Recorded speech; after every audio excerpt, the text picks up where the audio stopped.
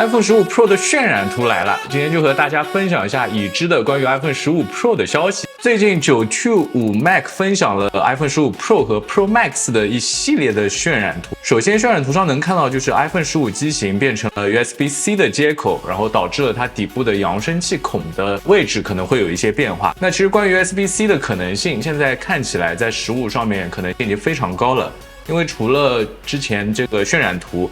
我其实在前面也看到，在苹果官网上可以买到的那款兼容苹果设备的游戏手柄，这个公司叫 Rio PWR， 也宣布推出了可以和 USB-C 设备一起使用的手柄。那这很明显看起来就是为了新一代的 iPhone 在做准备啊。另外，渲染图上也能看到15 Pro 的摄像头会比14 Pro 的摄像头更加的厚，然后突出更多。据 Shrimp App Pro 的消息，15 Pro和15 Pro Max 的边框将会变窄，就有点类似于 Apple Watch 7的时候的那个改变。但是有网友表示，看完这些消息，这是他第一次希望边框不用变窄，但是摄像头不要再突出了。这其实也是我的心里的愿望，这个摄像头突出越来越厉害了。那如果是你的话，2选1，你是会选择窄边框，还是说摄像头不要突出呢？那在芯片方面，将会是 A17 芯片，然后这是第一个基于3纳米工艺的 A 系列芯片。那 iPhone 14和14 Pro 用的分别就是 A15 和 A16 芯片，然后它们基于的其实是5纳米和4纳米的工艺。台积电致力于这个3纳米工艺其实有一段时间了，这个3纳米工艺的技术上的这个飞跃，可以把处理器在性能提供10%到15%的同时，还能将这个能耗降低30%。不过，由于3纳米的工艺目前来说这个成本还是比较高的，所以目前的消息就是 A17 芯片是只会用于 iPhone 15 Pro 和 Pro Max 的机型。那如果你选择15的话，可能继续还是要用上一代的 A16 芯片了。另外，在这个材料上面，其实之前也听到过了，就是说苹果今年会把 iPhone 的这个材料给慢慢过渡到钛合金上面，而不是之前的不锈钢。和不锈钢相比，钛合金的优势就在于它更轻、更坚固，但是也更贵，因为它加工起来会更难。那假如如果 iPhone 内部的设计没有重大的变化，那它如果把这个外壳的材料从之前的不锈钢换成了钛合金之后，也就意味着15 Pro 和 Pro Max 会比它之前的上一代14 Pro、Pro Max 要轻上不少了。其实苹果已经把钛合金用到了 Apple Watch 上面，那苹果之前推出过钛合金的颜色是有银色和深空灰的版本。那如果苹果在 iPhone 15上用上这个钛合金的话，很有可能会用上与之前这个类似的这2个颜色。然后除了重量更轻之外，钛合金表面的处理也会和不锈钢不同，它会显得光泽更少，就是更倾向于那种哑光的质地，然后不会像14 Pro 不锈钢的外壳那样那么容易吸指纹。尽管钛合金和不锈钢相比，它是一个更加强的材料，也就是它会让机器整体来说不容易被折坏弯曲，但是它其实更容易被划伤，因为它的氧化层很容易被破坏，那轻微的一点点划痕就可能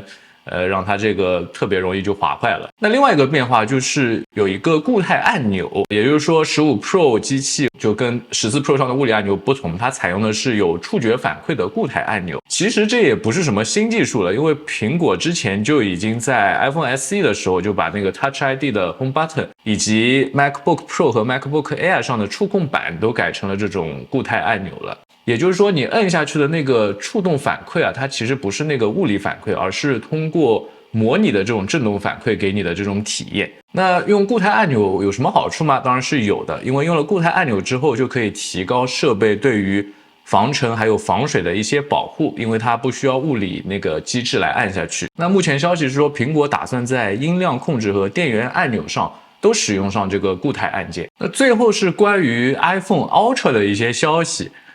那给不熟悉15 Ultra 是个什么东西的朋友们，先小小的回顾一下。这其实是Mark Gurman在去年9月份提出的，他认为苹果会在今年推出 iPhone 15 Ultra， 然后替代本来的 iPhone 15 Pro Max 的版本。但是在今年2月，也就是前不久，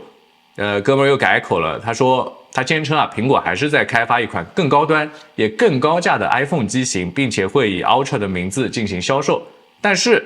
他预计这款 iPhone 不会在今年推出了，而是作为 iPhone 16机型中的一款机型独立进行销售。那其实这种对我个人来说，把 iPhone Ultra 作为一个单独机型推出，而不是简单的改个名字替代 Pro Max 来销售，对我来说其实是更符合我的预期的。但是你说 Pro Max 也已经很强了，咱们之前讲的这些改变，那到底 Ultra 要怎么做才能够更加高级呢？这个我一直都是觉得挺想不到的一个点。但是直到前几天我看到了这样一条消息，让我觉得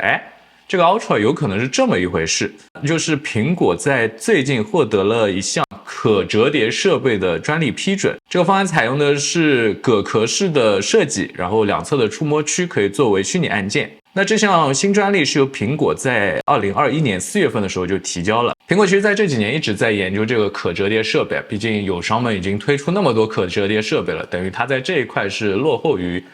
别的这些公司的。所以呢，他也申请了很多关于可折叠设备的相关专利。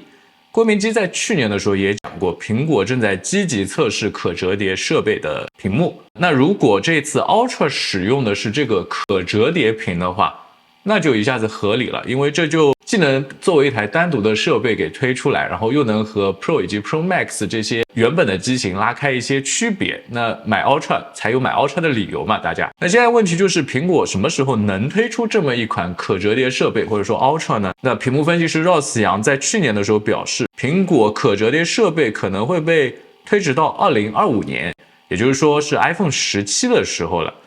不过这是 Ross 杨在去年说的，那当时的话，苹果那个专利还没得到批准嘛，所以我觉得尽管在今年15系列的时候推出这个可折叠设备的 Ultra 可能性不大，但是在明年2024年期待一下还是挺有可能性的，毕竟距离发布还是有那么久的时间。那不知道你对于 iPhone Ultra 这款设备有什么样的期待？你是觉得它就只是把 Pro Max 换个名字拿出来卖，还是你比较同意我的看法，会给它一些不一样的功能，就比如这个折叠屏，然后再作为一个单独的机型拿出来卖呢？还是说你觉得 Ultra 应该还有更多更额外的惊喜？无论你有什么样的想法，欢迎你在留言或者弹幕里面留下你的见解。那以上就是今天的视频全部内容，那欢迎你的收看，我是小天，一个普通的消费者、上班族和科技爱好者，我们下个视频再见，拜拜。